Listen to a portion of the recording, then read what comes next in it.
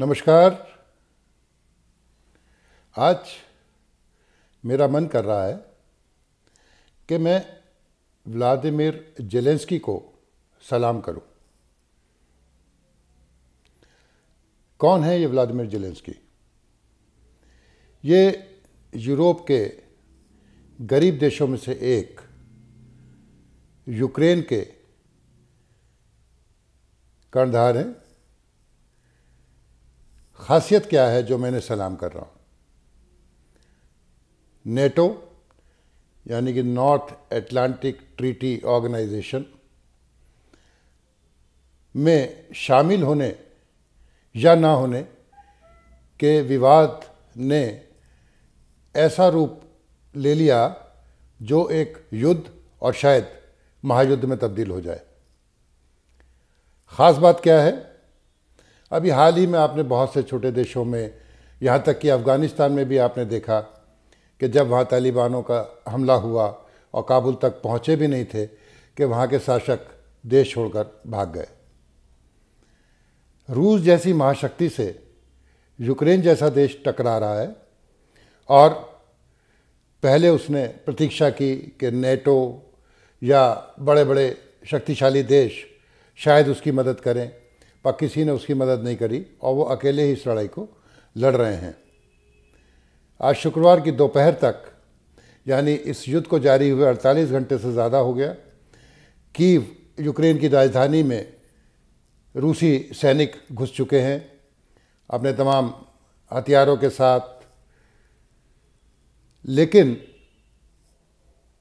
ये 44 साल का ये युवा व्लादिमीर ज़ेलेंस्की झुकने को तैयार नहीं है।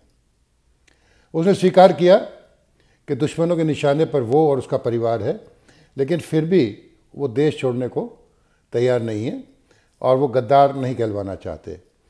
इस समय तक भी वो अपने सरकारी क्वार्टर में अपने सरकारी कामकाज निपटा रहे हैं, अपने नागरिकों का हौसला बढ़ा रहे हैं, अपने नागरिकों से कह रहे हैं कि हमें लड़ना है, हमें हटना नहीं है, और सभी को हथियारों का प्रशिक्षण देने को तैयार है। युवाओं से कह रहे हैं, महिलाओं तक से कह रहे हैं, हथियार उठा लीजिए। और यूक्रेन की सेना जो भी है, छोटी बड़ी, लेकिन वो मुकाबला कर रही है। अभी अभी एक खबर शायद आपने भी सुनी होगी कि 13 सैनिकों को रूसी सैनिकों ने घेर लिया और उनसे आत्मसमर्पण करने के लिए कहा, लेकिन यूक्रेनी सैनिकों ने आत्मसमर्पण नहीं किया और अपनी जान गंवानी मंजूर की। ये ऐसा ही जज्बा उनके नेता में है। हास्य अभिनेता और फिल्म निर्माता से राजनेता बने ये ज़ेलेंस्की एक ऐसा जज्बा और एक ऐसा नमूना पेश कर रहे हैं जो बहुत दिनों तक याद रखा जाएगा। इस युद्ध का अंजाम चाहे कुछ भी हो। हालांकि हम अगर एक भारतीय होने के नाते बात करूं तो बहुत सी बातें चल रही हैं कि साहब यूक्रेन ने तो कश्मीर विवाद पे हमेशा जो है भारत का विरोध किया, पाकिस्तान का साथ दिया, इवन संयुक्त राष्ट्र संघ में भी, और हमारी अपनी मजबूरियां भी हैं। हालांकि कल प्रधानमंत्री मोदी ने इस मामले में हस्तक्षेप किया और व्लादिमीर पुतिन रूसी सरकार से ये अपील की कि ये मामला शांति से सुलझाया जाना चाहिए। इसके अलावा भारत और कर भी क्या सकता है?